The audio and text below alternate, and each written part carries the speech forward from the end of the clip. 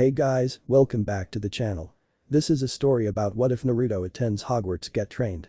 Before I start, please support for more amazing content and do consider subscribing to my channel and share this video with your friends. This is written by iliveonbooks and link in description and support writer. Let's start the video. The champion of the Durmstrang Institute is Victor Crumb. Dumbledore looked out into the dining hall as the students from Durmstrang cheered for their champion and some Slytherins politely clapping, while the champion, Victor Crumb, strutting to the room where the Triwizard competitors were to be held. The cup once more spat out another piece of paper, which Dumbledore caught and opened slowly. The champion of the Beauxbatons Academy of Magic is Fleur Delacour. Sadly, the girl did not have the same applause as did the Durmstrang champion, but instead polite clapping, mostly from Hogwarts and Durmstrang following her to the door. And now for our own Hogwarts champion, the cup flung another piece of paper to Dumbledore, which he nimbly caught, as Cedric Diggory. This time the entire hall erupted from the hall, with even some Slytherins cheering Cedric Diggory. The boy himself was smiling widely and appeared wanting to run to the door instead of walking, with the excitement. Dumbledore, himself, had a soft smile as he looked on at Cedric Diggory before he looked at the Gryffindor table, imagining a head of black hair and green eyes, cheering Cedric Diggory on as well. Sadly it was not to be. Ever since that night, the night that would crown Eric Potter the boy who lived, things went terribly wrong for Harry. That night, a Order of the Phoenix meeting was taking place when Mundungus Fletcher came in looking terrified. "Fletcher, why are you not at the Potter's house guarding the boys?" Panting, Fletcher said, "He who must not be named is there and Death Eaters." Peter let him in. "I circa. What? You left my boys alone with who?" Lily looked angry but more so terrified. "Albus, we need to get our sons out of there." James, while sharing his emotions with Lily, also looked to Dumbledore with hope that he felt he did not deserve at that moment. "James, Lily, I can't say that the boys will be alive, but we can try and arrest the ones who did this." He stood up quickly going to the fireplace to get to the Potter's house with many of the Order members following. The house itself looked to be in ruin and not one Death Eater could be seen. At times like this, he couldn't understand why the boy he once knew as Tom Riddle would do such things, but now all he could do is prevent more damage and save who could still be saved. James and Lily ran past him tearing the door down and trying to get to their 2-year-old son Harry and their 1-year-old son Eric. Dumbledore followed after, in hopes of seeing 2 little, young innocent boys alive and not struck by the cruelties of the world.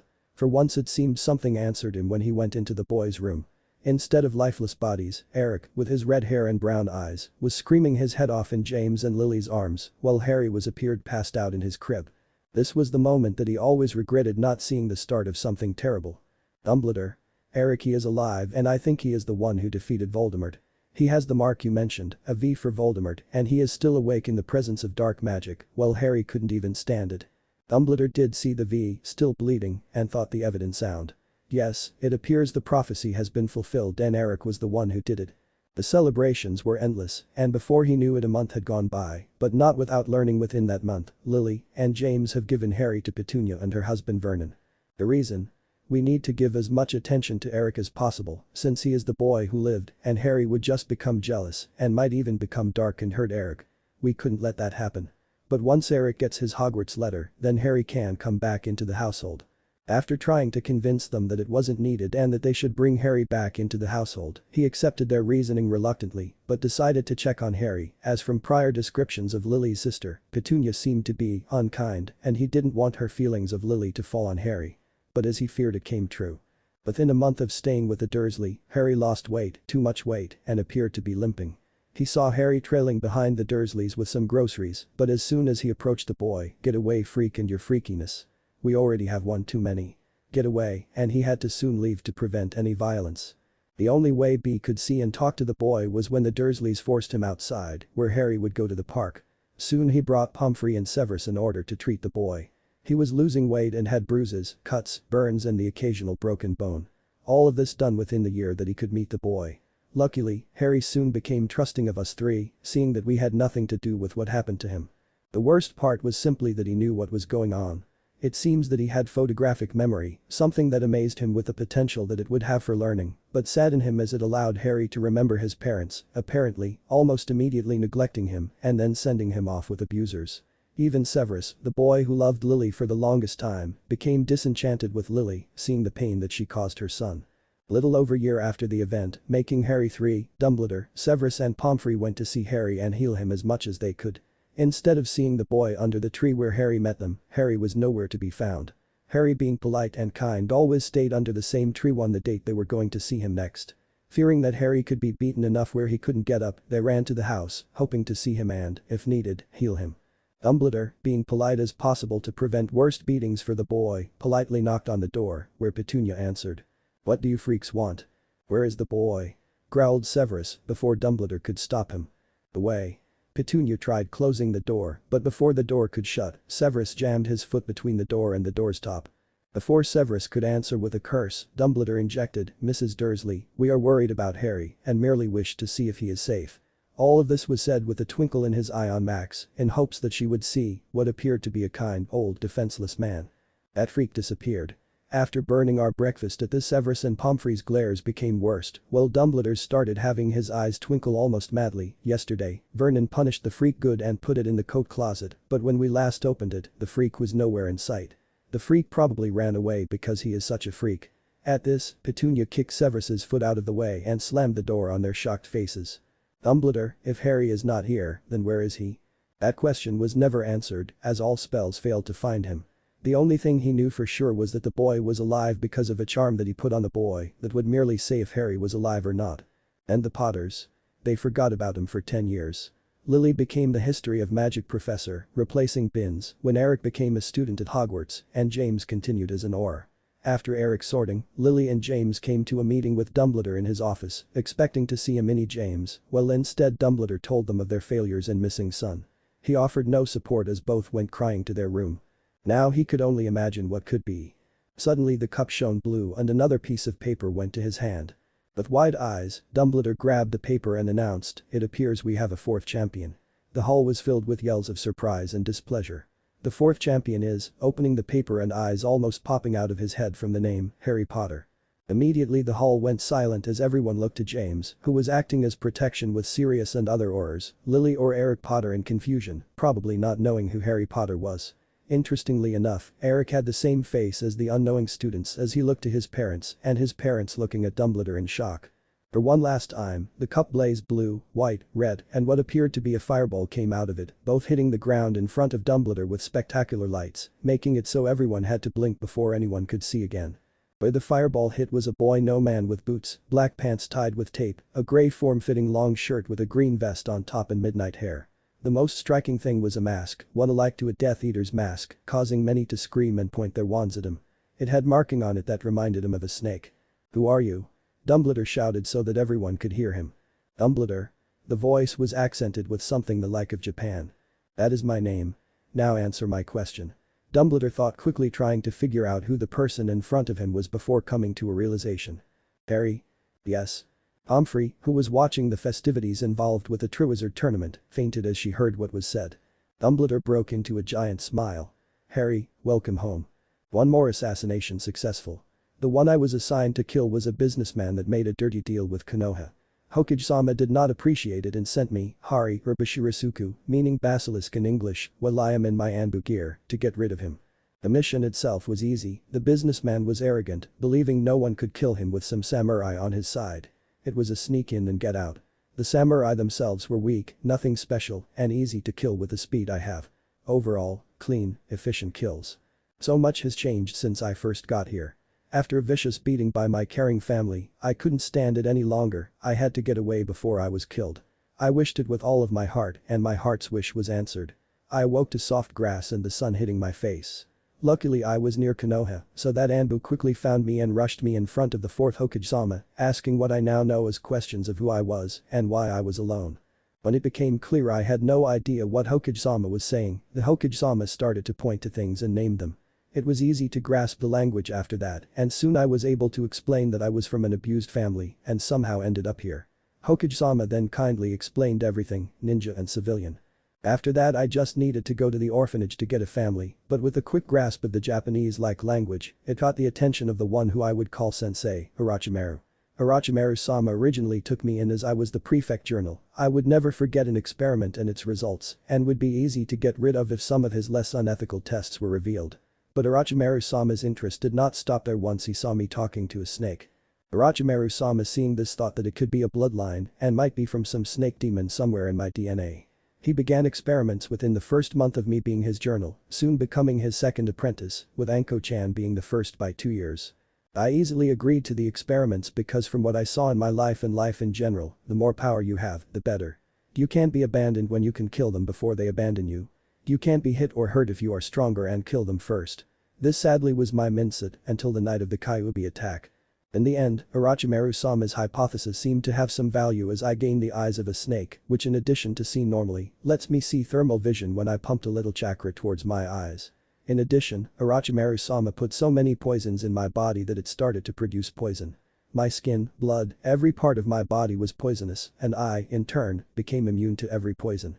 When I did introduce a new poison into my body, the end result left me more poisonous than before I took the poison, often adapting the poison into my body. This was what gave me the Anbu name Bashirasuku, because as legend states, every part of its body was said to be poisonous. After 3 years of training, I easily made Genin at 6, younger than the son of the White Fang, and soon in a year after, I became a Chunin, destroying any opposition in the Chunin exam. It was in the next year after my Chunin exams did the Kyuubi attack happen, and I woke up from my power craze. It was chaos. Fear was everywhere I turned, and when I looked to the place where everyone was running from, I saw power that was terrifying in its bloodlust, and at that moment, I decided if this is what power turns into, then I could and would no longer turn to power for fixing my problems. The fourth ended up sacrificing his life to seal the Kyuubi and the boy called Naruto. After the reinstated third announced the Kyuubi being sealed into the boy, the jeering and hateful cries started, and I watched as another boy became a victim of his circumstances. But this was the moment where I got his new goal and new will to prevent what happened to myself, happened to Naruto-kun. I began training harder and soon became a Jounin and Anbu so that I would be on Naruto-kun's protection detail.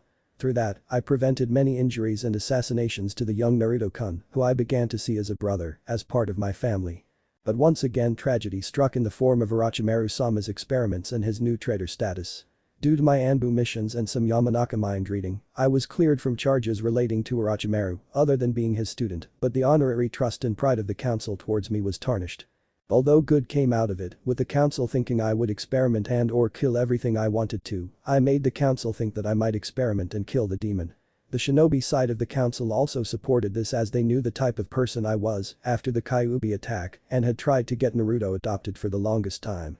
The paperwork was done quickly with that idea planted in the council's mind, and at 12 years of age, I adopted the now 4-year-old Naruto-kun as my brother, although Naruto-kun kept his last name, and Naruto allowed me to adopt his name Uzumaki, so that I could proudly bear the name Uzumaki Hari.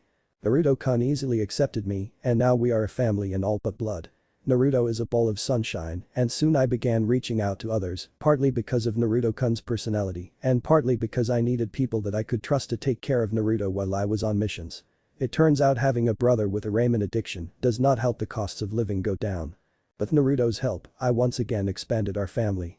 Anko-chan easily became a sibling to Naruto-kun, although it is bittersweet as I had a crush on her until Orochimaru-sama revealed his true colors. Kakashi-kun, Kurenai-chan, Asuma-kun, Gai-kun and lastly Yuga-chan were also adopted into the family.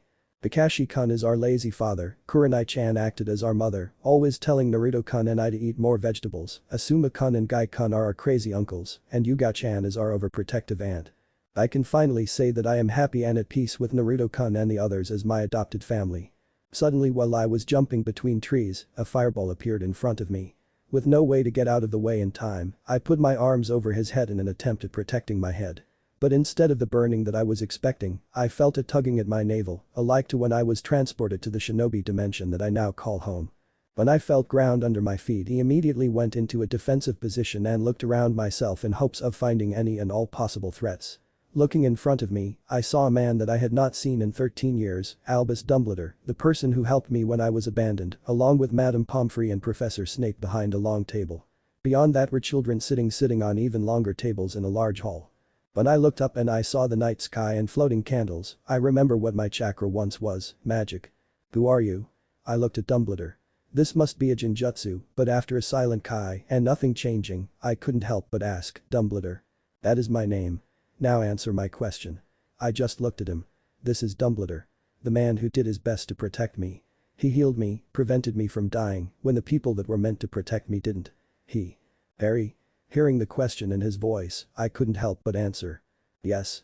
I watched with amazement as Dumbledore burst out with a grin while I saw Madame Pomfrey, in the corner of my eye, pass out. "Harry," he said so warmly, like a person talking to a family member. "Welcome home." "Well, thank you for the support. I thought maybe 5 or so people would read it, but then bam, favorites and followers, and I'm just like, what? So all I can say is thank you. PS no accents, I can't do them to save my life, and so imagination time. PSS Hari is 16. Wanted old enough to bond with Naruto, but still too young to be in the TT. Dumbledore, how could you let another student from Hogwarts go into the Triwizard Tournament? Madame Maxim outside looked like a proper lady, but I could feel the anger that was simmering beneath the surface. Madame Maxim, I can assure you that I had no part of this. I am just as surprised as you are. Dumbledore's eyes were twinkling, trying to calm the others down from the perceived misjustice, while he also looked confused by the happenings that just happened. After the shock in the dinner hall had calmed down enough to where the headmaster could speak and be heard, he ushered me into a small room that held the other contestants. Before the other headmasters could come in, Dumbledore quickly took me aside to explain what was going on, that I was in the Triwizard Tournament and if I didn't compete, then I would lose my magic, or what was left of it. It didn't seem so bad to me as considering the Chunin and Jounin exams. I demand a relighting of the cup so that Durmstrang can also have another champion. Karkaroff, on the other hand, had no qualms about raising his ire on what was happening.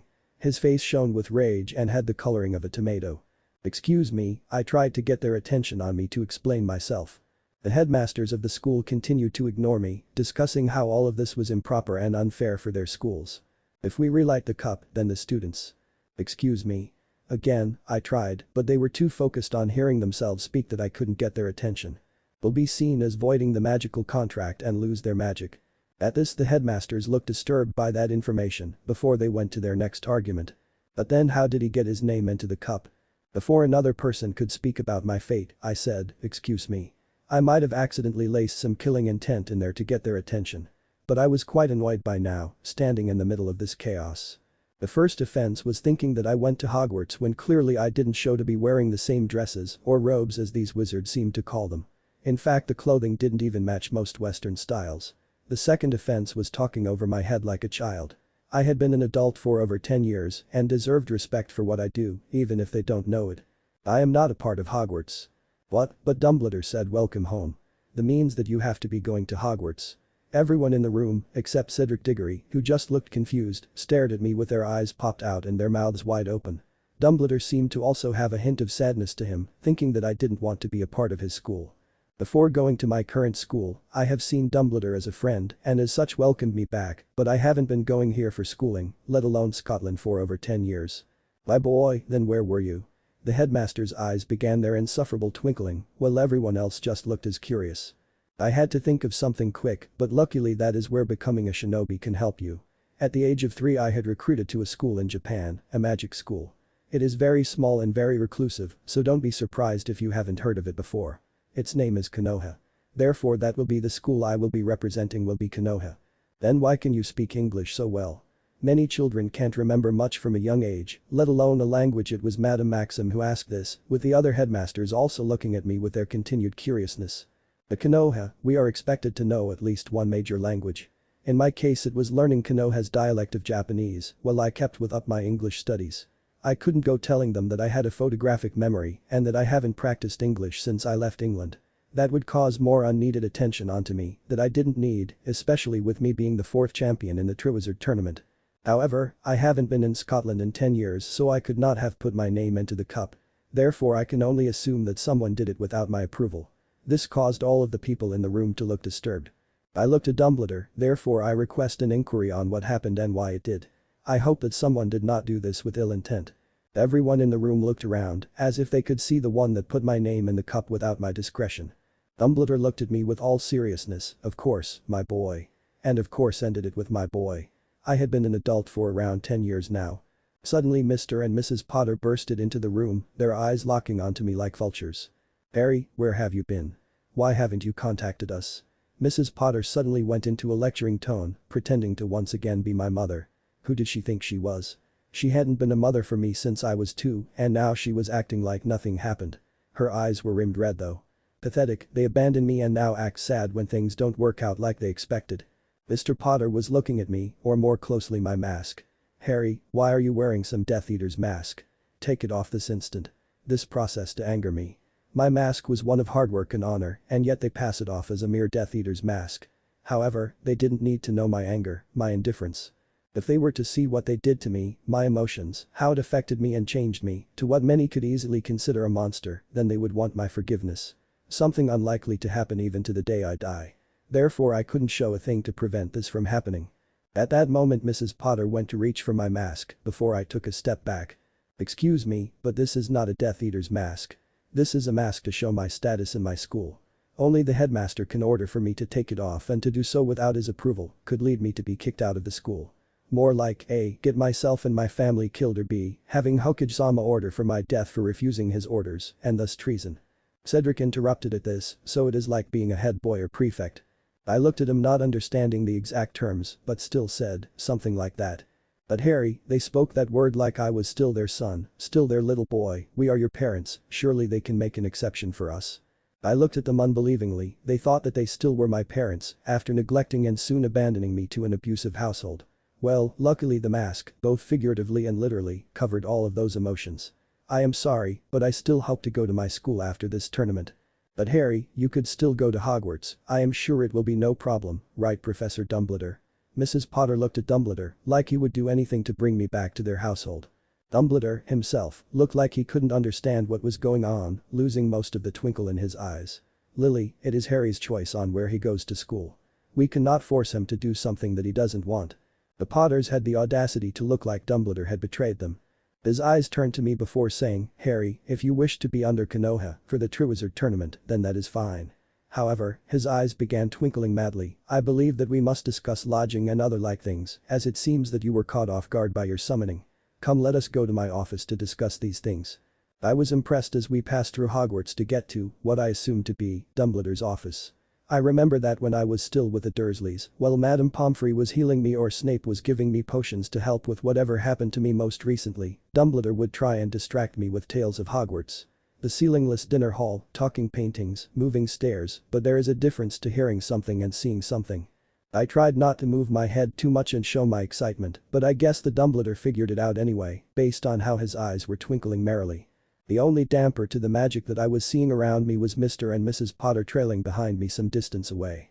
They looked conflicted with if they should try and get on the meeting so that they could get more time with me, or were thinking on what was said, how I took my headmaster's or Hokage-sama's orders over their own. Dumbledore must have also noticed the curious tales behind us because we started speeding up towards a statue. A phrase was quickly whispered before we walked in, the statue closing behind us. Again I was impressed by the school. I couldn't help but imagine if we had those for the Hokage-sama's office. That would help the guard detail greatly, preventing people go in without the proper approval, like a certain Naruto that I know. I looked around Dumbledore's office with wonder. The walls were lined with books with knickknacks spread around the room, doing seemingly random things, buzzing, pulsing like a heart, floating, doing things that couldn't help but make me wonder what they were for. The bird that looked like fire was sitting on what I assumed to be Dumbledore's chair. It bird looked at me before singing and trilling notes. The sound itself made me confused as it caused my heart to ache dully, but also comforted me. Phoenixes are quite the amazing bird.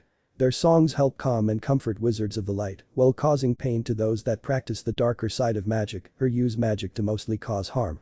He said after probably noticing my head tilting a bit to my left. That would explain the phantom pain. It probably is in reminder to that past I have, the blood that stains my hands, the sins I committed in the hopes for more power. It could be also reflecting my body and how the only thing that it can do is cause harm to others. Dumbledore ushered me into a seat before going to sit at his desk.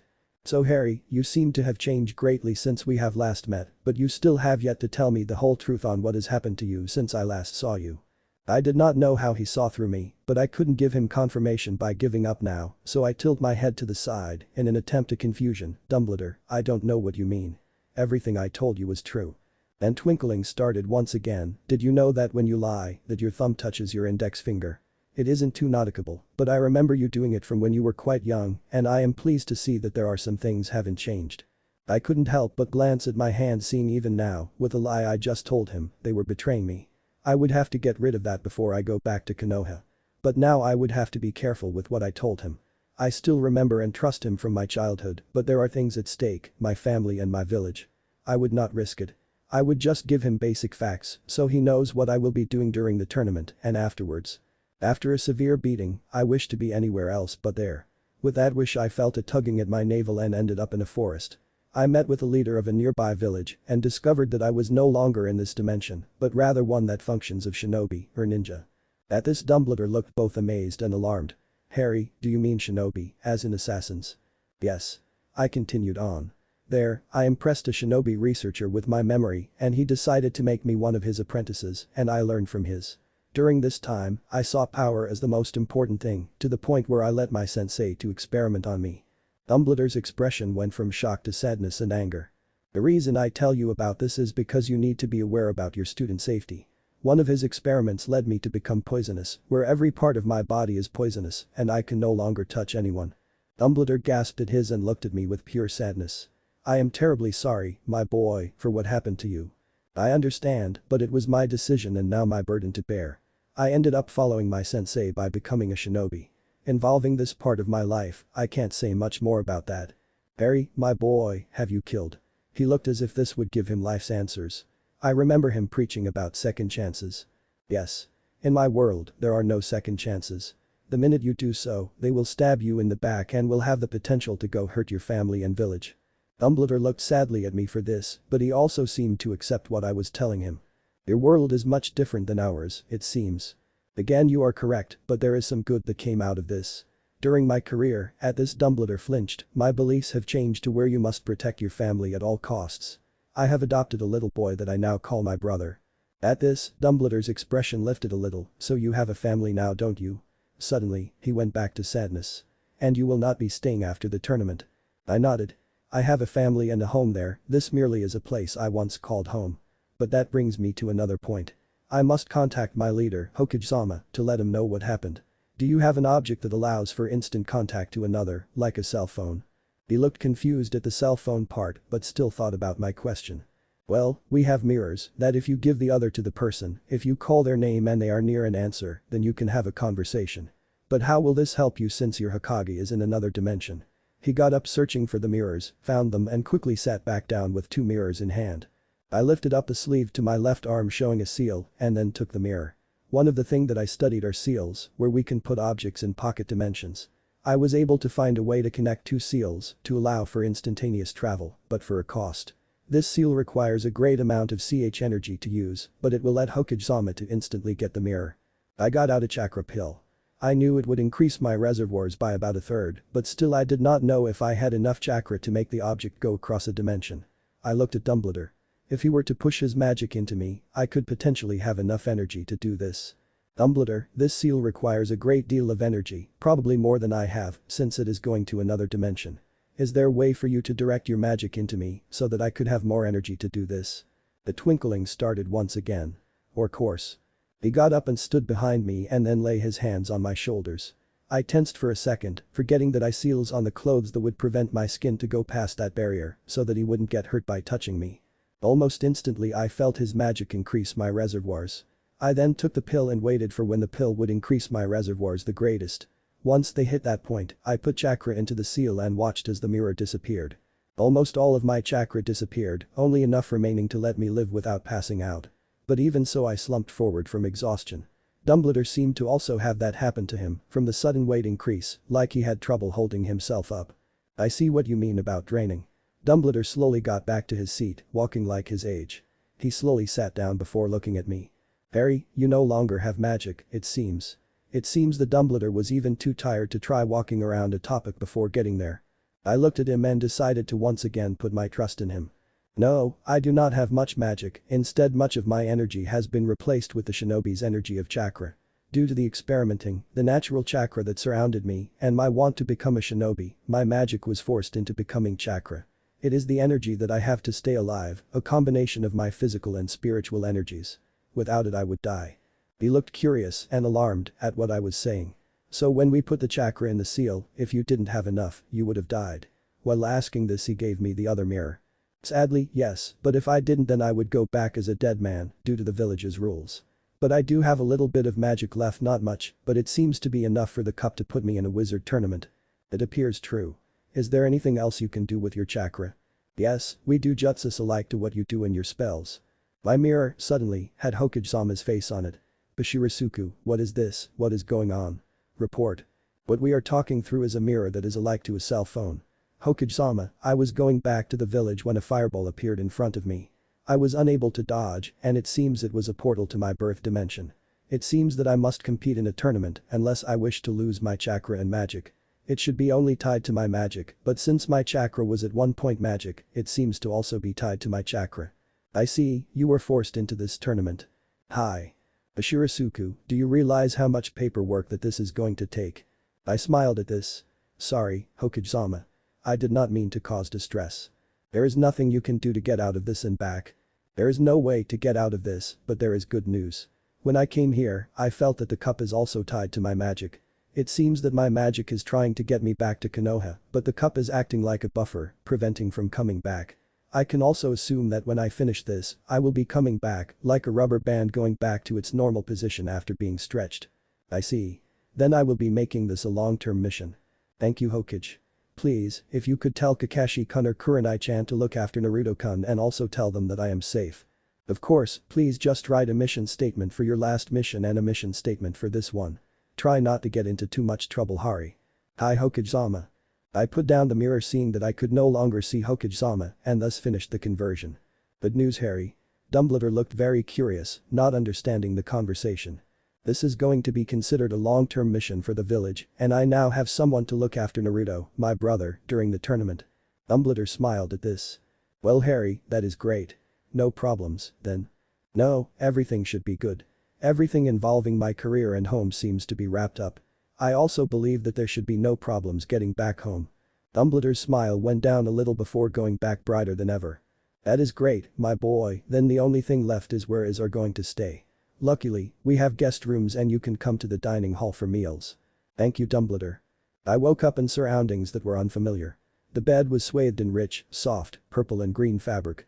The room was of stone, surrounding every wall, and then I remembered what happened, how I was forced to my birth dimension and was now forced to participate in a tournament. I got up from the bed and looked down on myself. I was still wearing the clothing from yesterday. To be fair, I would be normally exhausted after completing a mission, let alone going to another dimension. Suddenly I remembered that someone or something had to clean the bed and after sleeping in it, only I could clean it, otherwise causing others to be caught in the poison that my skin left, to fall into a coma-like sleep and if not helped would die either from not drinking or eating. Luckily I made an anti-venom, but it was one of the few anti-venoms I had for my body. Excuse me, I would like some help. I called out, remembering Dumbledore mentioning something about calling for help and being answered by Hogwarts servants. A soft pop was all I heard before I saw a small creature with large eyes and ears showed. Hello, Harry Potter, sir. How can Hookie help Harry Potter, sir? I politely smiled at the creature, not knowing what to make of it and choosing to ignore the Potter bit. Hello, Hookie. If you could make sure that no one cleans my room, it would appreciate it. Hookie started to wring its ears. But Harry Potter, sir, if house elves don't clean Harry Potter, sir's room then Hookie proceeded to give me puppy eyes while I felt a headache coming on. Hookie, my skin is deadly to most creatures, probably including yourself.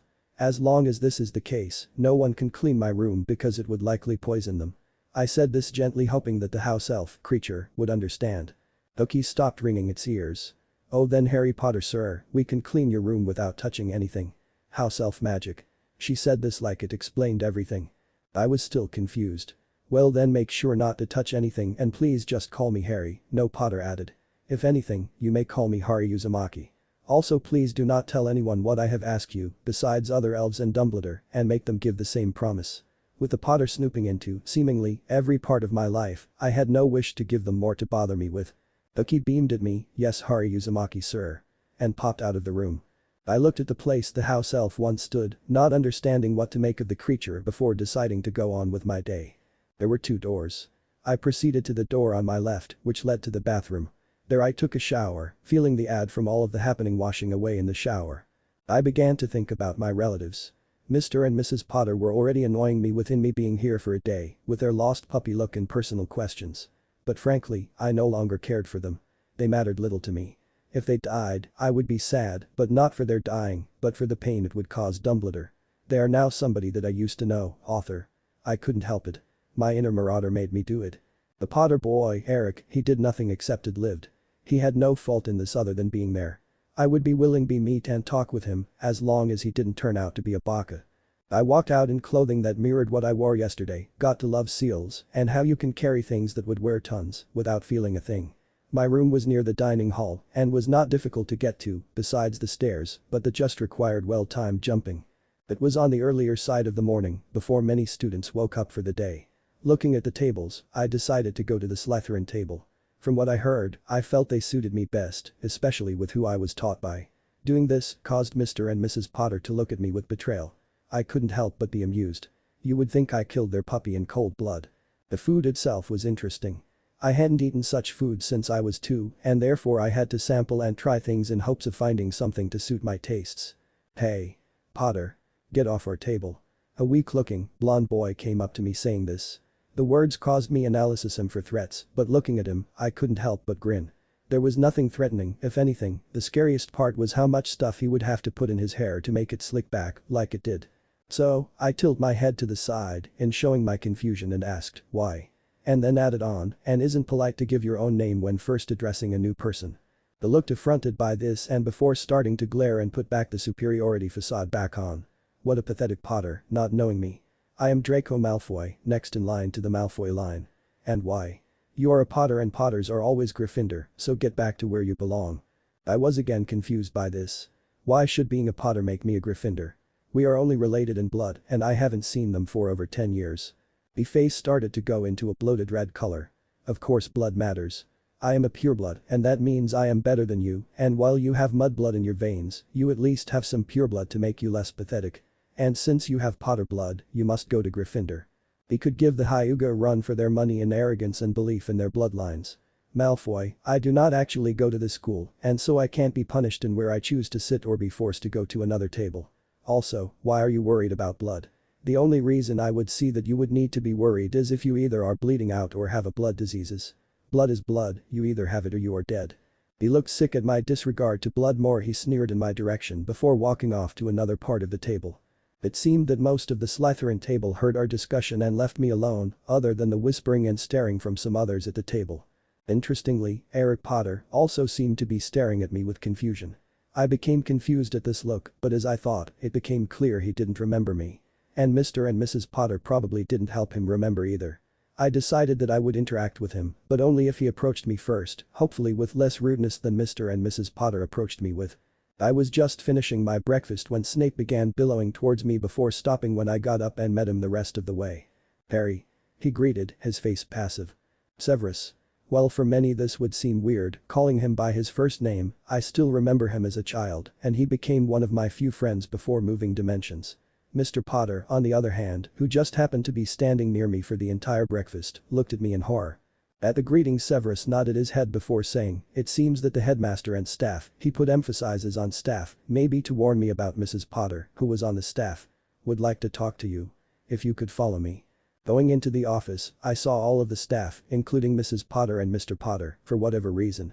Dumbledore looked at me and I saw that his eyes were not twinkling, and so I had to assume that whatever was going on was something that the headmaster also didn't like or approve of.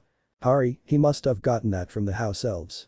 Some of my staff, he pointedly looked at Mrs. Potter, feel that, since your school is unable to come due to the lack of extra teachers and students, the Hogwarts staff should offer you the ability to go to any classes of your choosing and access into the library.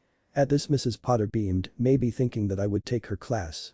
However much I dislike Mrs. Potter, I could see the benefit of some of the classes, but my lack of knowledge on many of the subjects could easily put me at risk, but the library could fix that and prevent any suspicion to fall on me. Thank you for the generous offer, and I will be taking full advantage of the library, however I will not be joining any classes due to the class structure being very different from my own and could be seen as an unfair advantage by other schools. At this I looked at the headmaster, "By your leave, Dumbledore." He nodded his consent. I started to turn towards the exit. Wait. It was Mr. Potter who said this, before Mrs. Potter continued, "You have to take classes here. Don't you want to keep up with your classmates?" Here I was not sure if she was talking about classmates from the school I was supposed to be in or Hogwarts, where she wanted me to be. I turned back so I was facing towards her. "Mrs. Potter, this is why I accepted Headmaster Dumbledore's offer to the library. I appreciate this," was said with some sarcasm. "The generous offer, but I will not be attending any classes here at Hogwarts." The Potters looked at me in anguish before I turned away to go back to my room. Walking back to my room, I started thinking about what I would need to do in order to keep up my training. Shadow clones would help greatly in learning from the library and maybe finding things that could be potentially useful to me. I would have to be careful with that because unlike Konoha who are aware of the existence of clones, my birth dimension seemed to have no idea of what they are or could be and would likely start suspecting me of not being who I said I was. I already had a great amount of attention on me, I do not need more. Once I got to my room I started to plan what my training schedule would be before finally choosing something. 6 to 9. Cardio and endurance training. 9 to 9:30. Breakfast. 9:30 to 12. Studying seals. 12 to 1. Lunch. 1 to 3. Taijutsu. 3 to 5. Kenjutsu. 5 to 6. Dinner. 6 to 7:30. Strengthening exercises. 7:30 to 9. Flexibility exercises. 9 to 11. Warm down and free time. The library would open at 7, so I would check out at least 5 books for shadow clones to read for the day to memorize and practice. In addition I would have other shadow clones studying ninjutsu, but I wouldn't be able to practice some of the ninjutsu until I can find a safe place to practice them where I would not be able to accidentally hurt anyone. It would be something that I would have to ask Dumbledore or Hookie. The elf once again popped up seemingly out of nowhere. Yes, Hari Uzumaki sir. How can Hookie help Hari Uzumaki sir? Hookie, is there a place that I can practice dangerous magic, a place where no one would get harmed? The small elf thought before bouncing up and down. Yes, Hari Uzumaki sir. The room of coming and going. It will be whatever you wish it to be. I couldn't help but look amazing at the possibilities of such a room in Konoha, but I still politely asked her where this room could be. Hari Uzumaki sir. Let Hookie show you. The elf led me to a place where we circled before a door showed up that wasn't there before. This is the coming and going room, Hari Uzumaki sir. Just think of what Hari Uzumaki sir of what you would like or the individual things that Hari Uzumaki sir would need. Thank you Hookie. Please do not tell anyone about this. You are free to go. The elf started blabbering on about how I was too kind before popping off to wherever the elf went. I went into a room thinking about a place that I could safely practice my jutsus. The room was large with stone walls and dummies off to the side. I also had a pool off to one side and a patch of dirt on the other. It was sturdy and would work well with almost any jutsus, let alone the jutsus I would be practicing. Seeing this, I decided that I would also have clones practicing jutsus during the day and I would be able to exercise in here instead of the forbidden forest like I was originally planning. That overall was better because I could practice more and have a lesser chance of being forced to interact with the Potters. With this I created some shadow clones and began doing my exercises and had the clones practicing jutsus. Knock, knock, knock. My clones and I all looked towards the door where the sound came from. We were reading things about this world and attempting some of the lower year spells while we were in my, or is it our, room. So far it seems that I could do many of the lower spells without the wand they were supposed to need to successfully do them, but with my low reserve and large knowledge on how to control my energy through chakra, it was likely that was the reason for this. Although I believe that once I get to the harder spells, I would need a wand if I could do them at all. I looked back to my clones watching as they looked back at me and dispelled at my nod. I went to the door before I slowly opened it, looking for whoever was wanting my presence. To my surprise, it was Eric Potter. On the surface, he was putting a brave front to him, but I could easily see the confusion and worry that lay underneath.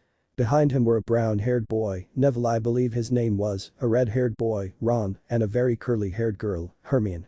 Yes. I was curious about what they were doing and saw neither Mr. or Mrs. Potter anywhere, making me believe that their son came here on their own accord. He cleared his throat. Who are you? I looked at him. I couldn't decide if I was more amazed at his brazen attitude, who the girl seemed to agree with, from the smacking of Eric's head, or sad that my suspicious of Eric not knowing who I was being correct. But that does not mean that I couldn't have some fun with him. I am Harry Potter. Dumbledore announced it, I believe. Smirking under my mask, I watched for his reaction. His face quickly went from annoyed back to the pompous attitude that I had seen earlier. He just about snarled, yes, I know that, but how are we related? What are you to me? I seemed that my theory would be correct. His parents did not tell him anything about me. I no longer cared about the Potters, but it still hurt that they put me so out of mind that they would not give me the kindness of telling Eric, my brother, that I exist. I thought about what to say next. It is not my place to say, he looked like he was about to interrupt me before that I continued, however you can ask your parents. They know the answer and I feel that it would be best that they tell you. At this I closed the door and went back to working on what I was doing before he came. On to another viewpoint. Yay. The boy known as Eric Potter, the boy who lived, looked at the door before turning about to his friends. He did not know what to do.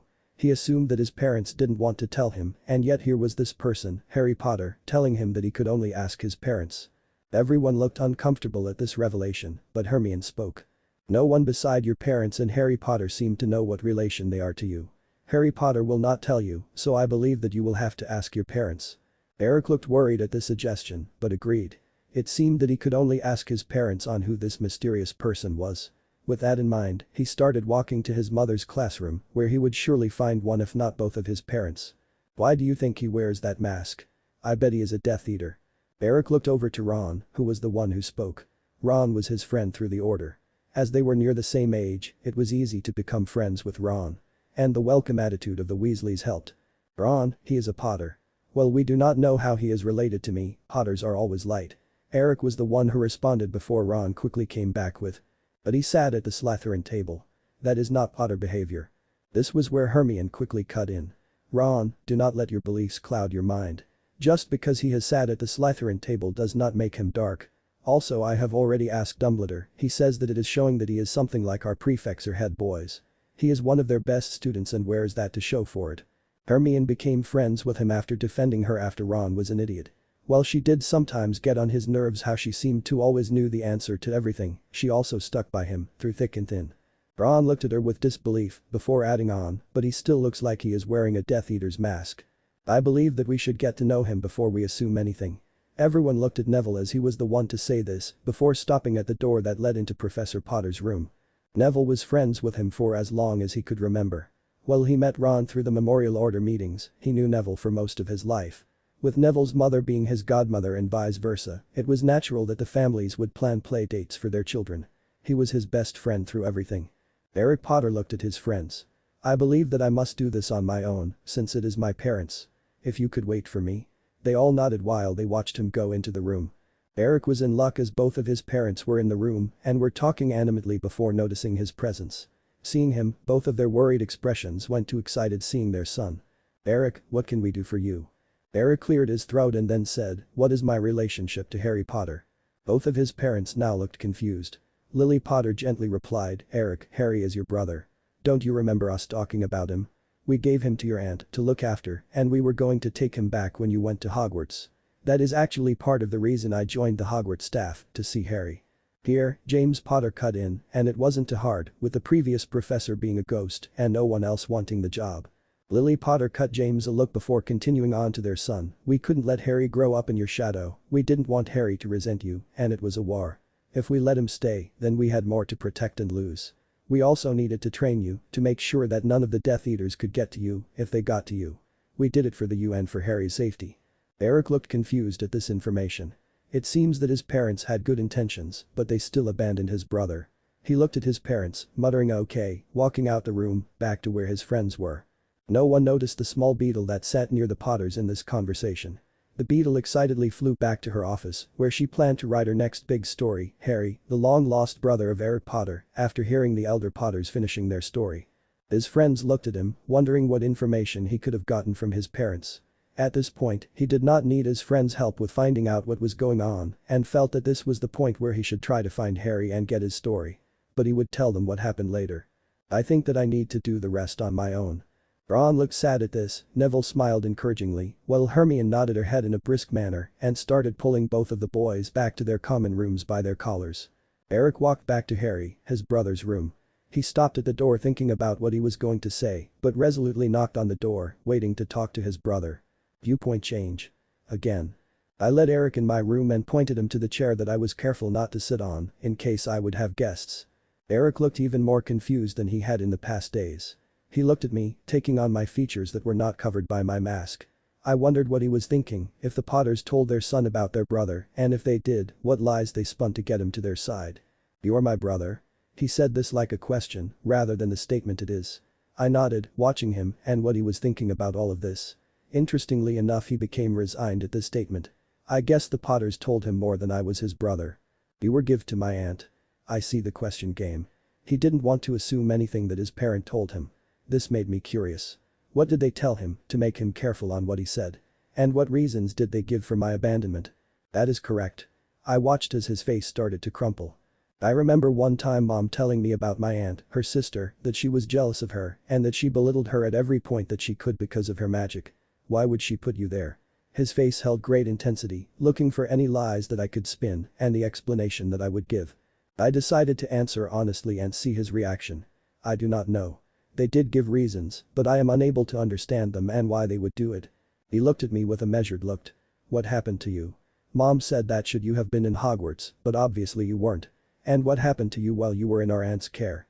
This was my brother, but I did not know if I could trust him. If anything, we were strangers and so I would treat him as such. I was recruited at a young age to a magic school in Japan. I have learned there for around 13 years and have learned much. I am currently one of the top students. That was not a lot of information and you avoided my second question. We are brothers, but I do not know you and you do not know me. I do not know if I can trust you yet and so I will slowly give you information, especially because I do not want all of this to be told to your parents. This was said slowly, thinking about my words, in hopes of not hurting him, but Eric still looked a little sad underneath his pretentious mask. After a moment of silence, his eyes went to my appearance in general. So, what is with the clothes? My smile was hidden under my mask at this question. In my school, the mask shows that I am one of the top students and this is the uniform. Nodding his head, he got up from his chair. Thank you for meeting with me, especially with what seemed to happen to you. I would like to talk to you again. Yes. We can do that. I will meet you next time. His eyes lighted up at this and a smile shone through his emotional mask. I walked him to the door before opening it and waiting inside, with him outside in room. See you later. He started walking to his room, waving his hand behind him. At this I closed the door and went back to what I was doing before this, training. So far my training was going well. I was keeping up with my shinobi studies and was learning all that I could about the wizarding world, both their spells and their laws. I chose to study the laws because, since I was here, I might as well learn how to manipulate the laws to fit his purposes. He would have loved to take potions, but that required having the ingredients and there were no magical creatures in my home dimension. Although, my curiosity about many of the magical creatures were not totally fulfilled. While I did not want to hurt people, the scientist that Orochimaru-sama instilled into me was still very active. I would never experiment on humans without their approval and great previous testing on other subjects, but anything that perked my curiosity was fair game as long as Hokage-sama approved or at least didn't say no. Overall, I was just itching to get one of these creatures and see what made it different, physically, dead or alive. The dragons were especially piquing my interest. Imagine if you see how it created its flames. Did it have a special organ or how would the magic create the flames and protect the dragon? And would he be able to produce this results in another creature, magical or not? Sadly, I thought not many people would appreciate me stealing house elves and other magical creatures in the night. I do not care about anyone's reactions, excluding Dumbledore, but it would be very annoying hearing others complaining and could slow down any other work I wanted to do. Besides I figured that I could not easily experiment here where there was house elves everywhere and not get caught. Looking up at the clock, I realized that it was time for lunch. Currently my clones and I were practicing control by standing on water and putting senbon straight up on my fingers using chakra. While I would never become a great medic, the chakra scalpels were very useful in some of my experiments and dissections. Instructing my clones to continue their exercises, I walked to the dining hall and choose a spot on the far end of the Slytherin table, away from most of the other children. The birds of mail began swooping down at this time and delivered many children their mail. This was not uncommon and I began to eat while others checked their mail. But while I was eating I began to feel stares pointed at me, slowly increasing as I continued to eat. Suddenly one of the last birds swooped down towards me and dropped a newspaper in front of me. This had never happened to me and so after checking the newspaper for anything that could be a threat and took it up and saw the front of the newspaper with my picture in front. There were two, one of the few ones of while I was still in the Potter's care and one of what I looked like currently. The boy who was abandoned. I read a Skeeter. Through a confidential source I have a story that will break your hearts about the boy who lived's brother. Yes, brother. The boy who lived has a brother named Harry Potter. You might remember his name because he was chosen as the fourth wizard in the Triwizard Tournament. And yet why don't we know anything about him? Shouldn't we know all about him since he is Eric Potter's brother, but no. I would bet that out of all the people reading this, only a handful could say they knew who Harry Potter was. The reason? He was abandoned by the Potter parents. The parents that we all thought were perfect and helped create the boy who defeated who abandoned their elder child to the wolves. I was told it was to protect Eric and Harry from rogue Death Eaters, but yet there has not been one reported attack to the Potters since who's death. Why should there be any attacks? They are one of the richest purebloods and have Dumbledore on their side, and yet they gave up Harry Potter. I don't think that I could ever hope to understand the Potter's reasoning, but I could see what happened to Harry. I was able to find that Harry was sent to live under his aunt's care. I personally went to the aunt and her family to talk about Harry living there. I donned on Muggle clothes and went to the Dursleys, the aunt's family, house to talk to her about Harry. I should have gotten my first warning of what was to come when Mrs. Petunia Dursley almost slammed the door on my face before I had even said hello. Only through telling her that I worked for a famous newspaper was I able to get her to talk about what happened to Harry under her care. However, before you read this, I would like to swear an oath on my magic that everything here is exactly word to word what Mrs. Petunia Dursley told me during the interview.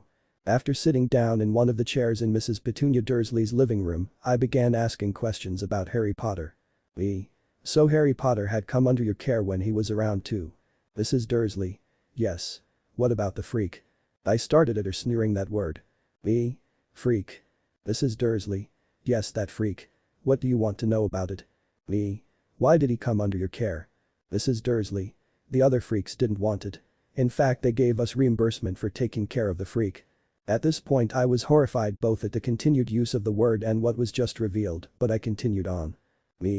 Why do you call him freak? Mrs. Dursley. Because he is one.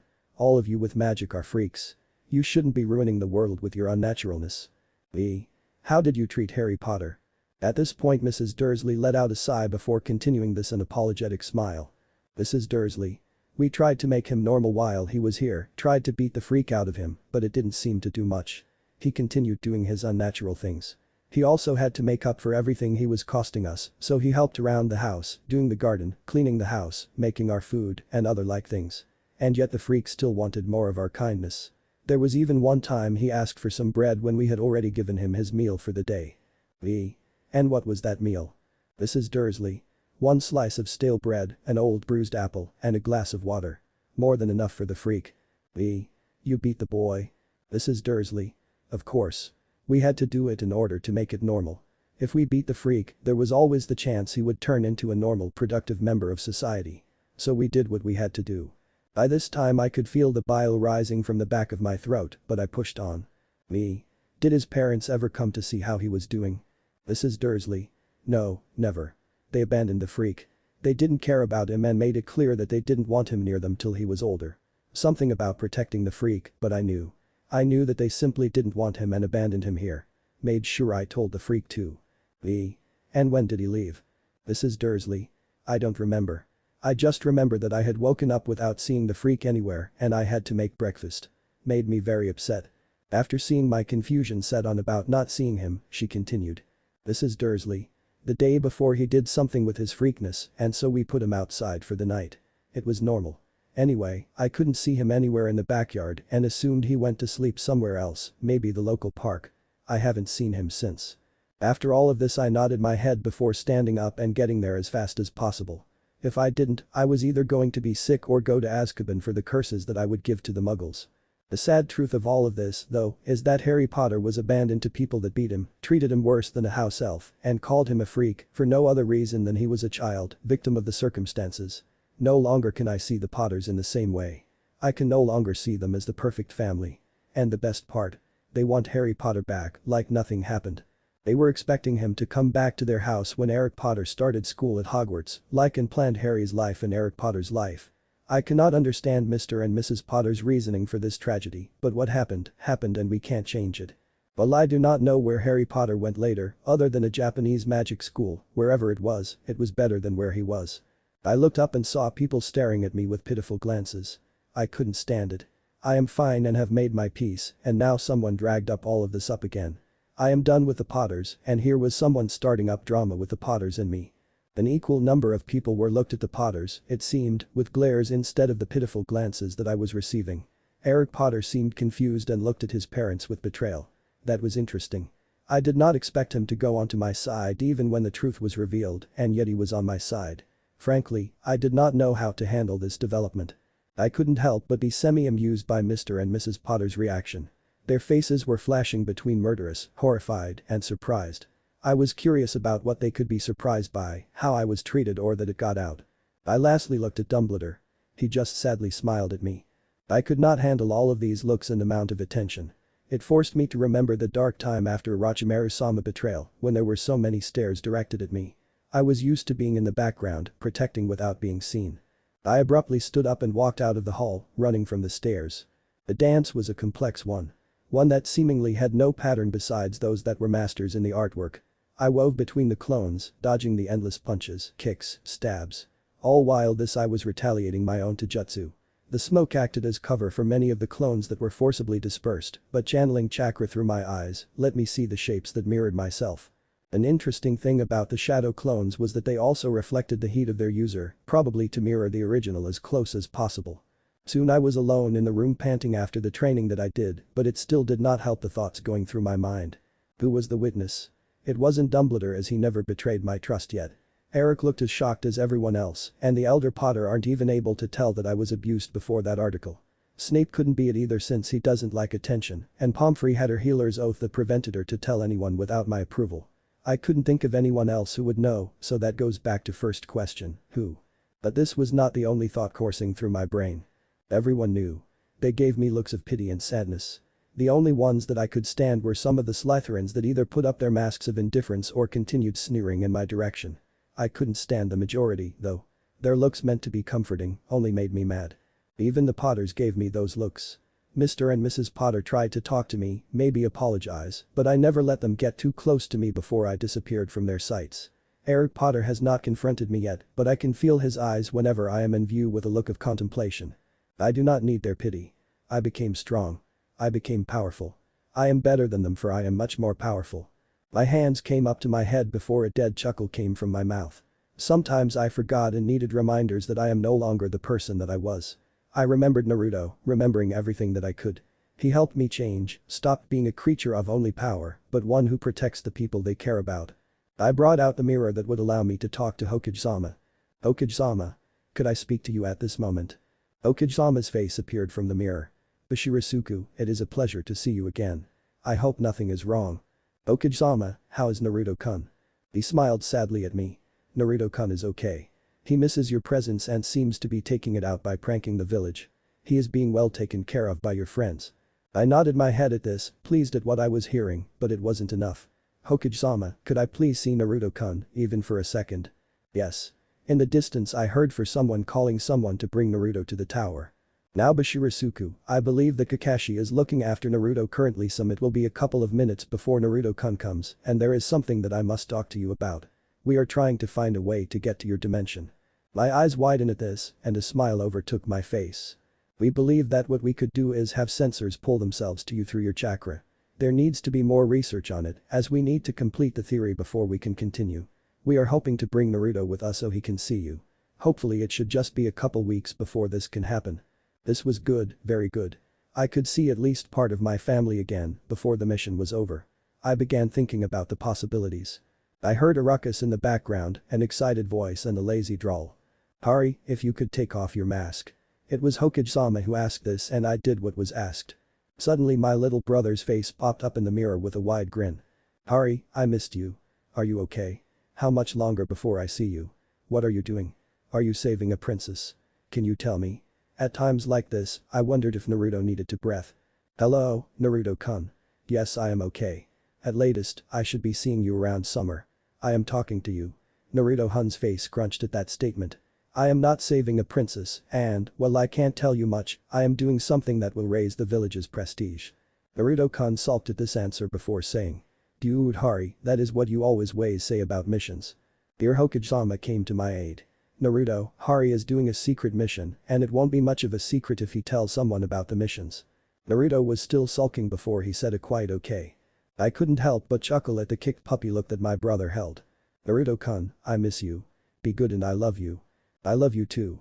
Naruto-kun disappeared from the mirror. Hari, there is one more thing. Due to everyone knowing you as Harry Potter, I give you permission to take off your mask, but only when you are ready. I held a soft smile at this. Hi. Be safe, Hari. But the mirror went back to that of a mirror, and I could no longer see anyone on the other side. I put my mask back up. I thought about what he said about my mask and decided to not take off my mask yet. Maybe in the future when there is someone I can trust here, besides Dumbledore, Snape and Pomfrey, but until then. I was deep into my thoughts before I heard a knocking coming from the door. Outside was Dumbledore in all his mismatched neon glory, waiting for me. Harry, I am terribly sorry, but there is an event that you are required to go to for the tournament, and so I came here to lead you to it. We walked to a room that had the other headmasters and champions, with an elderly man, a woman with eccentric glasses, and a man holding a camera. Now we shall begin the weighing of the wands. The older man was interesting, seeming to know what is inside of a wand without looked in it. The other champion all had their rounds before it went to me. Hello Harry, could I see your wand for a moment? I looked at the elder man, thinking of my words. I do not have a wand. My school focuses on wandless magic. Everyone in the room had a reaction to this, from amazement to fear to jealousy before someone spoke up, so you don't have a wand. That made up want to sweat drop. Yes, that is what I just said. Based on their reactions, they still didn't seem to believe me, but before I could say anything else, I was whisked away by the woman, with the cameraman following. I was put into a chair and a large flash that made me tense all of my muscles appeared for a brief second. Hello Harry. My name is Rita Skeeter and I will be interviewing you about the Triwizard Tournament. A red tint started to come on the edges of my vision. This was the woman who turned up my life that I was done and finished with. I could not trust her knowing that she did that without anyone's permission. So Harry, how do you feel about the abuse involving your house life? I looked at the quill writing beside her. Watching as the words spoken didn't match with her said. The pen would be interesting to study. I shook my head, not now. Sometimes I get distracted by my curiosity. The Rita woman was still looking at me waiting for an answer. No comment. If the pen couldn't even correctly write down what she was saying, then I couldn't trust it to follow what I was saying. Besides, I also didn't want this to become something greater than it already was. Rita Skeeter looked at me before putting her hand on my knee, attempting to comfort me. All it did was force me to tense my muscles so that I wouldn't attack the women. Are you sure? Are your parents not letting you say anything? You can tell me anything. A snort almost escaped me. Sure, let's tell the reporter everything, I thought to myself sarcastically. No comment. Skeeter began grasping at straws.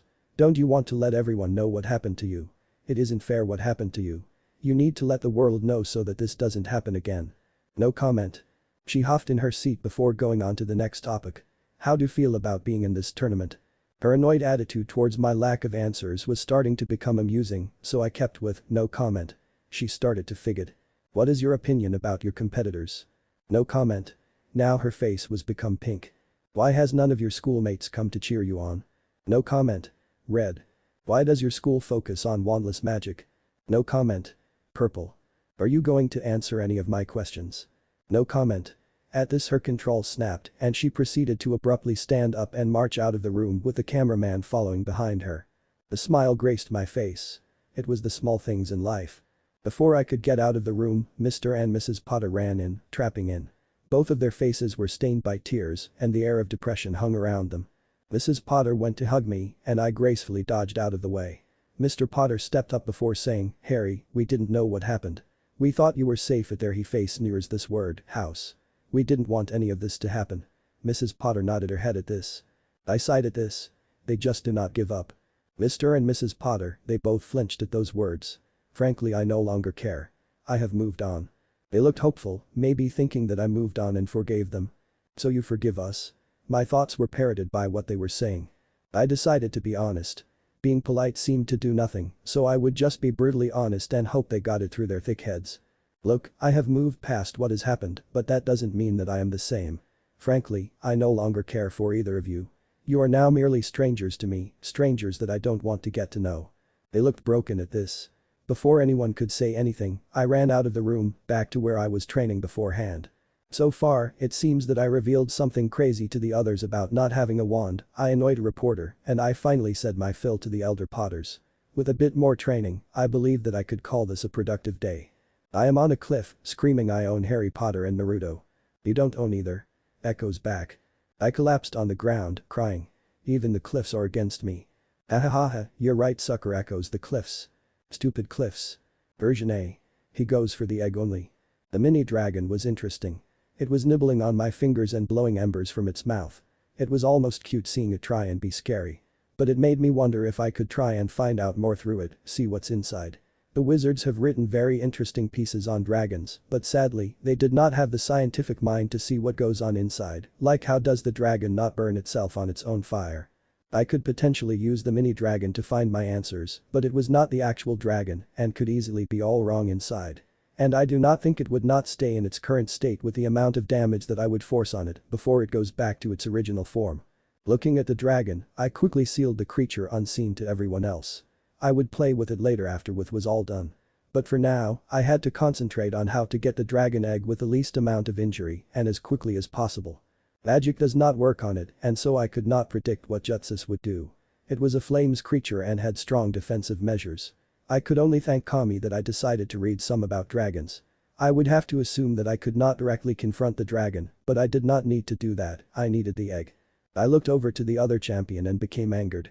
The others, while they did look nervous, they were not surprised. I could only assume that they knew what was going to happen. I quietly snorted. I guess cheating was allowed. This was noted, as some of my tricks become a great deal more useful with part of my tools becoming available to me. Dumbledore time. Aka I changed viewpoint. The champions were doing well. Luckily there were not too many injuries, nor were they bad. Victor's method, however, did upset Dumbledore. He was not fond of seeing the dragon eggs crushed by her own mother or the pain that his method caused her. Fleur's method was much more humane in contrast, with her using her voice and calm the dragon, and secretly he was also amused by seeing so many of the weak men start drooling to her song. Dumbledore was also proud of Cedric and his idea of conjuring the dog to distract the dragon. All that was left was Hari. Dumbledore, quite frankly, was worried for Hari. Yes, he knew he had been trained early, that he was a genius, that he faced things that most had never faced, but this was a dragon, and he did not want the boy he viewed as a grandson to die. And he had not been here for long, and did not even know if Hari knew what a dragon was. He could only hope that Hari came across it in his readings. He could only sigh at Hari's luck too, Hari getting the worst of all the dragons. With luck like that, it is no wonder that he ended up in another dimension. Hari came out with silence greeting him. No one knew what to make of him. He was abandoned by his parents, causing many to feel for him, but at the same time, Hari had the presence of a predator, making everyone be on their toes, fidgeting in their seats. Dumbledore was startled out of his thoughts with the horn blowing, signaling that start of Hari's match. Immediately, Hari jumped behind a rock as the dragon roared flames, causing the air to swelter with heat. Dumbledore frantically tried to look past the flames, without the others noticing, as it would not be long before the flames would start roasting Hari alive. The flames slowly came to a halt as the dragon did not have any more air to continue the flames with, but Hari, where was Hari? He wasn't behind the rock. Did the flames destroy him? Was there even ashes? Question sprinted through Dumbledore's mind before a yell was heard. It was a young girl pointing back to where the competitors would go once they were done. Dumbledore looked over to where she was pointing and blinked. There was Hari. The stadium burst out with cheers, and Dumbledore couldn't help the large smile that erupted onto his face. Hari had gotten an egg in about 2 minutes, a much shorter time than any of his other competitors, and did not have a single injury. It was reflected in his scores. Madame Maxim gave him a 10. Igor Karkaroff ended up giving him a 6, which was impressive, considering that besides his own school, the highest score he gave was a 4, and Dumbledore just had to give him a 10. So that was version A. For those that are curious on how Hari did it, Doten. Shinjutsu no Jutsu, or the jutsu that Kakashi tricked Sasuke with when testing Naruto's team. He went underground after the flames hit and then grabbed the egg while the dragon was distracted. He then moved to where he would be safe when he got out of the earth. Now for version B. He goes for the egg and the dragon. The mini dragon was interesting. It was nibbling on my fingers and blowing embers from its mouth.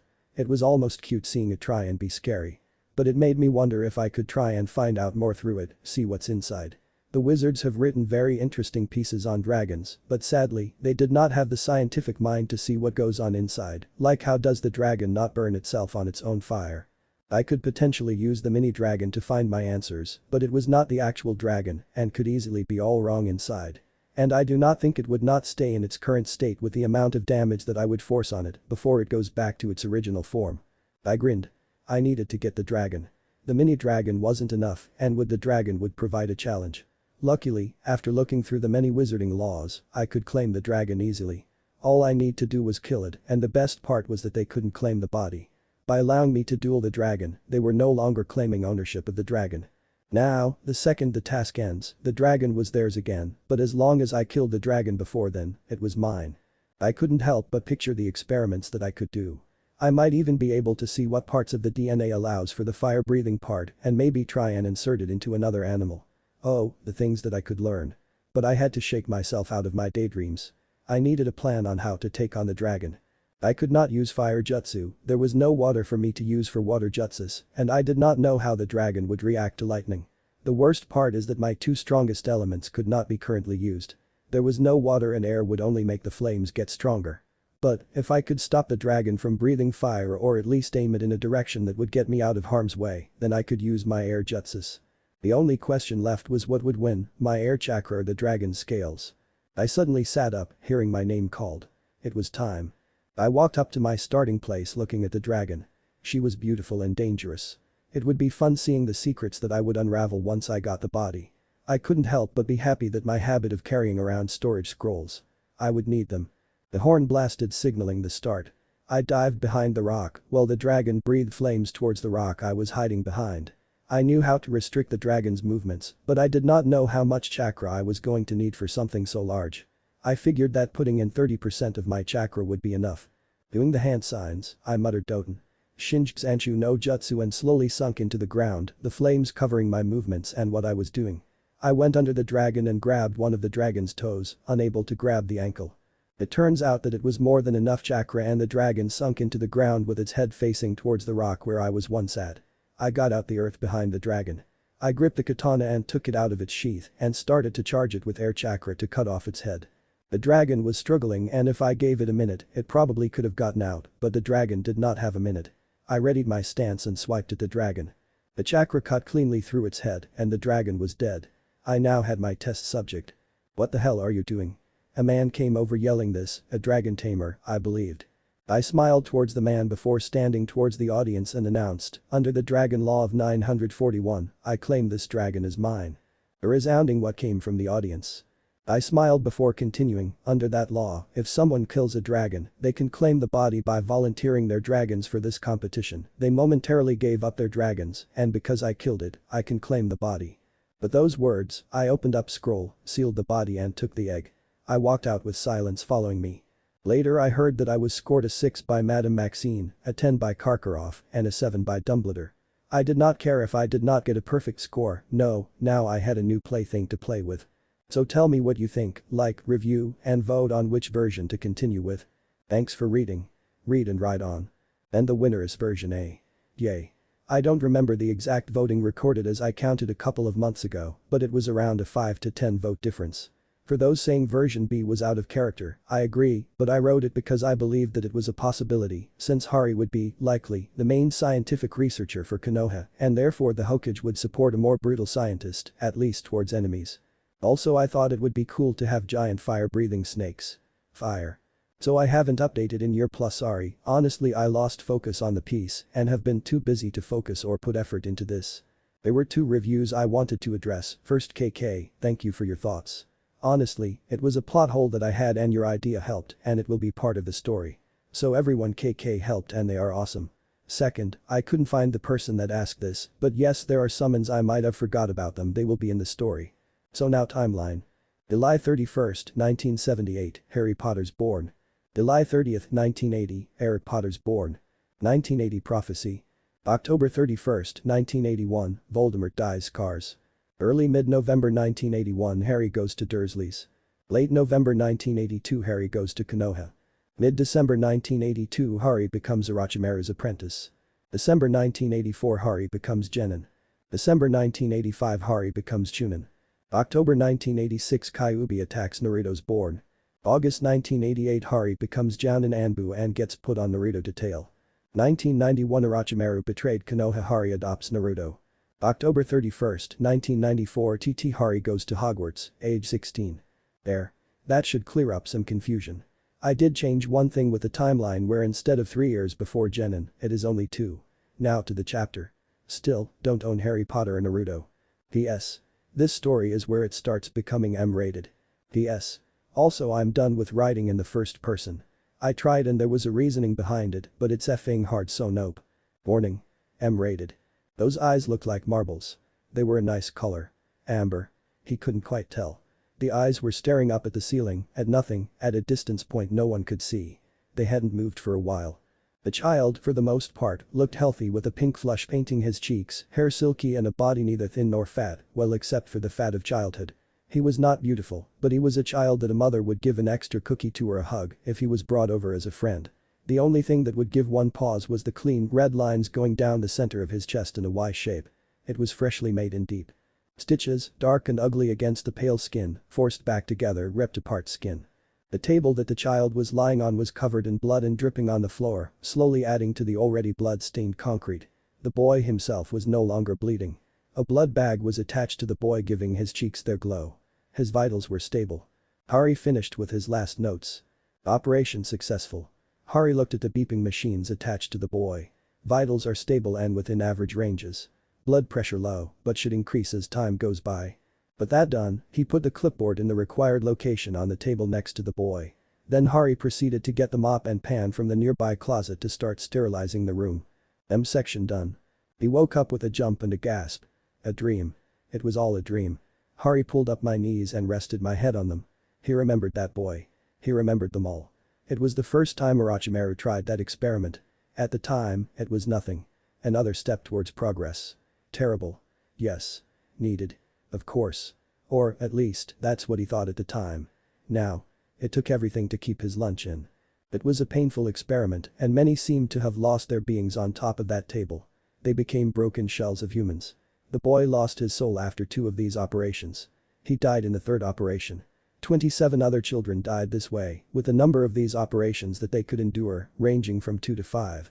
Hari started to rub my chest where he had a now pale pink, healed Y that mirrored the now dead boy.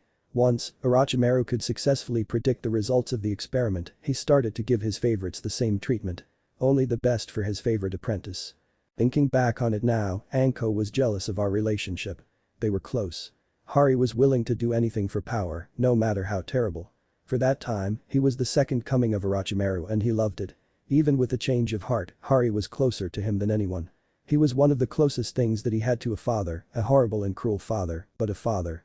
He tried to get me to join him with his betrayal, Orochimaru. Only the Hokage-sama knows. He couldn't. He really couldn't. Sometimes Hari hated himself for not joining him, and sometimes he hated himself more for even thinking that. Orochimaru is a monstrous and sadistic man, but he gave Hari all that I wished for and more, and even when I stayed in Konoha, it seemed like he loved me. He knew that it couldn't be possible. A person that takes experiments and kills hundreds of people can't love, but a part of Hari wished that he did. Realistically, he is probably leaving seeds to grow later thinking that Konoha would drive me out. It was Naruto that saved him then and saves him now when my thoughts start to turn. Naruto is a hyperactive idiot who thinks pranks and ramen are gifts to the world, and he is also good. There was no other word that better described Naruto than good, a good that inspires Hari to better. Naruto has experienced the worst in people. He experienced hate, anger, rage, pain, physically and mentally. He saw how people can be monsters and nothing but monsters, and yet he saw past that. He saw how they weren't irredeemable, how they were not all bad or all good, shaded. While they might not show it for him, it was still there and worth seeing. Naruto was and is his savior, and Hari would be forever thankful, although he would never tell the boy that. He was already troublesome enough as it is. In the end, Hari was able to get out of major punishment by telling the Hokage about the experiments and the bases of Orochimaru's that he knew about. He had to stay in the village for 2 years, pay was docked, and the guard duty of Naruto became almost full-time. The last one was to appease the council. Looking at the clock on my bedside, Hari saw that it was a little after 5. More than enough time for getting ready in the morning. I'm skipped cause I can't figure out those stupid lines. Once again, with glares all around, Hari proceeded to sit at the end of the Slytherin table. He really did hope that given enough time they would stop, but instead, the glares continued, although he really shouldn't expect nearly as much, surrounded by snakes all his life. He managed to get his exercises in and was now time for lunch. As he grabbed his chosen meal, owls carrying the mail of all started to swoop in, some with more success than others. One owl seemed to decide that it was better to land in the gravy and splash it everywhere, rather than the actual receiver. Interestingly enough, one of these owls seemed to land in front of Hari, carrying one of the many newspapers that the others got on a regular basis. The owl, that he now identified as a short-eared owl, looked at him with the paper in hand. Cautiously, because there was always the chance to do tricked, Hari took the paper from the bird's claws and opened it to the first page. Who is Harry Potter? By Rita Skeeter. Dear readers. The last time we talked about Harry Potter, it was of an abused boy cast away by his family, the Potters, but I have to ask what happened between the Dursleys and when Harry showed up for the Triwizard Tournament. Why do I ask this? Because of his performance at the Triwizard Tournament and the consequences there could be for the young minds at Hogwarts. For those that were not there to see the action, Harry was chosen to capture a golden egg from a nesting Hungarian horntail. Yes, one of the most violent dragon races known to man, let alone a nesting dragon. Harry did succeed in getting the egg, but no one knows how. The Hogwarts student, there were so many flames. Like, I could feel the heat and they hit the boulder and suddenly bam. He got the eggs. Some speculated that dark magic could be involved. The boy does not have a wand and therefore not the spell repertoire of a normal wizard. I cannot predict what he did. And I have extensive knowledge on most common wizarding magics. I can only assume that if it's not normal magic, can it only be dark magic? In addition, over 10 years have passed, in that time it would be possible for the boy to learn and have knowledge in the dark arts. It could explain why the boy was so easily able to get the egg or even cheated. The worst part is that there is simply no way to prove Harry's innocence. I would hate to see a young, promising boy to be punished, but Harry doesn't have a way to prove his innocence. He does not have a wand and therefore we can't check the spells that he used. He is also underage and so it would be illegal to use Veritaserum. Without that innocence, what else should we think other than we have a potential Dark Lord? We have to think about the consequences. This potential Dark Lord is wandering with children, influencing their minds and feeding them his agenda. We will never know when he will strike and we can afford to let this happen. The government should do something. We can't let a Dark Lord hurt our children and poison them against us. Let's take action and do something before he does something first. The eyes glanced over in his direction, looking for potential Dark Lordness. Harry, honestly, was a bit confused over what to do over this. He had been both loved and hated by the Konoha Council and knew how to react to that, but this was new. He already got a feel for the over-the-top drama and gossip that the woman Skeeter seemed to like to partake in, but it felt strange for her to change her mood so quickly. Surely, there could be more fleshed out with her last story, but then again he did piss her off good with that sad attempt at an interview. Even thinking about it brought a kind of delicious, morbid joy. Maybe Naruto was onto something with his prank. Did Naruto corrupt him to the prank side? Wait. Harry had to think about this. If truthful, Harry always kept some of his sadistic tendencies from under Orochimaru's care. You had to. All ninjas were batshit insane, and Harry much rather keep his sadistic tendencies than get into something like porn. Erg. But pranks. With these thoughts in mind, Harry proceeded to finish his food and wander off to his next destination, the room of requirements to continue his exercises. However, within this period, Harry's thoughts wandered into other territories. After much practice and experimentation, Harry thought that there might be a chance that he could do charms. Charms were known for their lower cost of magic, compared to something like the dark arts, defense, or transfiguration. Potentially this lower cost of magic could be low enough for Harry to get use out of them. Frankly, it would be fine if it was even just first-year spells. The levitation spell alone would be more than enough for Harry. The spell could be used easily in situations where you couldn't let an injured partner slow you down. With that spell, there would be no slowing down and a much easier way to get comrades out of enemy territory or flinging projectiles into enemy territories or even moving Naruto when he slept in those weird positions. That spell would prevent him from turning into another Harry Bear and also be forced to be in a weird position with Naruto. That alone would be amazing. This would be something to talk about with Dumbledore in the near future. And of course, speak of the devil, a pop sound was made and a house elf appeared. Harry Uzumaki, sir. Dumbledore is requesting your presence in his office. The password is s'mores. With those words, the house elf popped out. While walking to his office, Harry started to think about that the discussion could be about. The article could be a point of discussion, but from what he saw with the last article featuring him, there didn't seem that much could be done. The libel laws seemed strange here, although Harry couldn't say that he had a great point of reference with the lack of a major newspaper in the hidden villages. Soon Harry arrived in Dumbledore's office. Within sat Dumbledore, himself, Mr. and Mrs. Potter, and an unknown man. The man had thinning brown hair with blue eyes. Mr. and Mrs. Potter had their usual looks of desperation, although, unlike before, this was tempered with hope and relief. Dumbledore cleared his throat. Harry, this gentleman's name is Elrin Hilary. He is a mind healer that would like to discuss some things about Mr. and Mrs. Potter with you. Harry was frozen. This was not a situation that he wanted to be in. This felt like Dumbledore was trying to trap him. He thought that Dumbledore wouldn't do something like this to him. This was not comfortable. He wanted out. Now. But he was trapped. Harry hoped that Dumbledore had some kind of reasoning behind this because otherwise, he did not know if he could forgive Dumbledore for this. And even so, there would be much that Dumbledore had to answer to no matter his reasoning. The healer stood to the right of the seated Mr. and Mrs. Potter, both seated in front of Dumbledore's desk. And with Dumbledore's introduction, Healer Hilary went to Harry, smiling, hand raised in an attempt at a handshake. Harry, who was not terribly happy in this situation, lowered his head enough in the direction of the hand before looking back up in a clear refusal. The healer's smile cracked a little at the dismissal of his handshake before slowing and awkwardly lowering his hand. "Ah, well, as Dumbledore said, I'm Healer Hilary. The reason that we are meeting you is that I have been meeting your parents since your unexpected arrival, and we have discovered some things that pertain to you and your childhood." Hari kept silent, but his thoughts were running, now grasping onto the situation that he was in and not the circumstances that forced him here. A mind healer could do plenty of things, and therefore there are a good amount of potential reasons why he is here. They were in charge of you for mental illness, spelling affecting the mind, and general magical damage that the mind would get. This meant that the man could be here for a multitude of reasons, from a situation involving the Potter's problems to therapy. It seems that around 16 years ago a type of memory charm was placed on your parents. The spell itself seemed to wear off after about 3 years from when it was cast. We cannot be sure, but we believe that it would be safe to assume that it made your parents forgetful about your presence. That's why your parents treated you as they did. The healer looked at Hari and then glancing back at his parents before continuing. "Sadly, we could only tell you recently as the spell is old and many of the more common tests were unable to grasp something that old. We had to use a potion that was able to list a full spell history but had the consequence of taking much longer to brew." Hari had to close his eyes and steady himself. There was too much, way too much. First Dumbledore and now this information about his parents. This was bad. Very bad. It was too much. But why did Eric not know him? Surely, at least that would not be explained by the spell.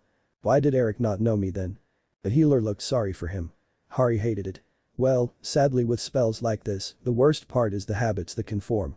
The spell forces the brain to develop habits that cause focus to shift from the target to other things. Usually, once a spell is broken, the brain is able to break those habits, but that is when the subject regularly interacts with the target after the spell is broken. This is not the cause. You, the target, could not interact with the subject after the spell was broken. So, instead, the habit continued, and whenever they came across things that could have triggered memories of you, the habits the spell caused continued.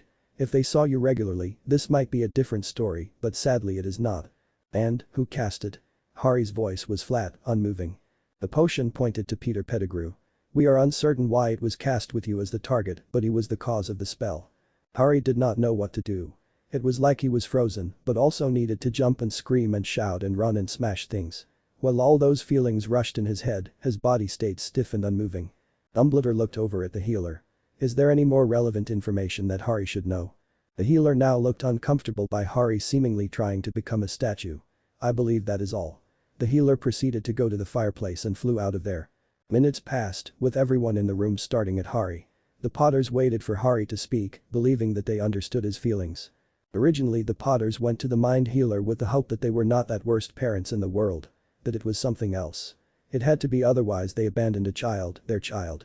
And it couldn't, especially as the more they saw Harry, they do still see him as Harry and not Hari, the more that they remembered the love they felt when they first saw him, how his first word was mama, and that he loved sucking on apples when he was so little, and how his cheeks seemed to puff up when he first saw his baby brother. "I'm going to be the bestest big brother ever." Those memories were so hazy for so long, but as they saw this older Harry, the more memories came back to them. When they first got the news, they froze, but slowly tears started to leak from their eyes. They wanted to know so bad why this happened, and now they did. But would this be enough? Could they get their son back? This did change things for Hari, although it also left several holes. He did move past his parents, but there was much in his past actions that were based on his hatred for what happened to him in his childhood and some of his current actions. His lust for power stemmed from those with power can control others. While a genius, as a child he did still have a childish thought process. He believed that if he had power, his parents' neglect would not have happened to him. Because of their power over him, they could choose to ignore and abandon him. Later, the Dursleys only furthered that belief when their power over him let them control his actions, his food and his sleep, and later lead to him being beaten. Power was control, and the more powerful an individual, the more control one had. If he was more powerful, then he would have control. Now he knew that his thoughts from childhood were not law, and while they could be true, there was so much more to everything, circumstances and people alike. Although, the spell's consequences did not stop his beliefs in his childhood. They also expanded into today. The main reason that he chose to forget his parents rather than try and go after them was that if chose to be neutral to them, then he was better than them. That was his reasoning and what allowed him to move on from his parents, but if everything was from a stupid spell, then what was his life? Hari started to feel tears come to his eyes, and with that feeling, Hari started to slowly come back to the present and forcibly calm himself down. He might feel like everything is breaking, but they were not, and he couldn't afford to break here and now. Hari starting to concentrate is breaking. In, 1, 2, 3, 4, 5, hold, 1, 2, out, 1, 2, 3, 4, 5, repeat, repeat, repeat. When Hari felt calmer and more comfortable enough, he started to become aware of the stares on him and knew that he would not break down. What are you expecting me to do with this information? The Potters looked at each other in slight confusion. This was not the reacting that they were looking for. They thought this would be enough for the trust and everything back. Shouldn't this be enough? It explains everything. Dumbledore, however, had a slightly better understanding of Harry's thought process, so before the Potters could do any damage to the situation with the callous words, he decided to speak so that the unfelt tension would not cause any problems. Harry, this does pertain to you, so both the Potters and I agreed to tell you. The Potters looked like they wanted to interrupt with their own thoughts and opinions, but Dumbledore pushed on. I feel that now since you have the information, it would be best for everyone if we end this here to think on. But Dumbledore, he gave the Potters a look. Sadly, they could not see the tension in the young man's frame. And he needed the time to think, something that the Potters have already had, but didn't seem to remember that others would need. You have had time to settle your thoughts, and Harry needs the same. Please, let there be time. The Potters looked mildly chastised by Dumbledore. Mrs. Potter looked back at Harry and imparted, our office and room are open to you at any time. The entrance of our room has the portrait of a stag and a doe on the first floor near the history of magic classroom. We would love to talk to you. And Eric will know soon also. Before they proceeded to leave the room, once again, they plunged into silence. Why did you do that? Harry almost said it too quietly to be heard, like a whisper to himself, but the words were directed at Dumbledore. You trapped me there. That's not right. That's cruel. Dumbledore seemed to wilt into his chair. Harry, I wish that I didn't have to do that. There was frankly no good way to do it. And it had to be done. This information involves you and you needed to know this. Harry wanted to shake his head in a clear statement of no, that Dumbledore should not have trapped him in here with the Potters, his family. Forcing him into this situation. But how else would he have listened? He did not know if he could give a truthful answer right now, maybe later, when his mind was not jumbled in everything that he now knows and feels. I don't know if I can trust you.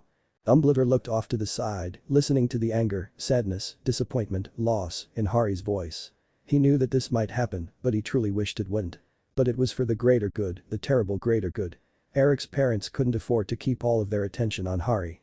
As much as it pained him, Dumbledore knew that Voldemort was still active and that Eric needed to be prepared, the deplorable prophecy said so. That meant that the Potters needed to put back their attention to the son that they still had and not the one that they lost. Although, all that said, Dumbledore was also worried about Harry and partially did this for him.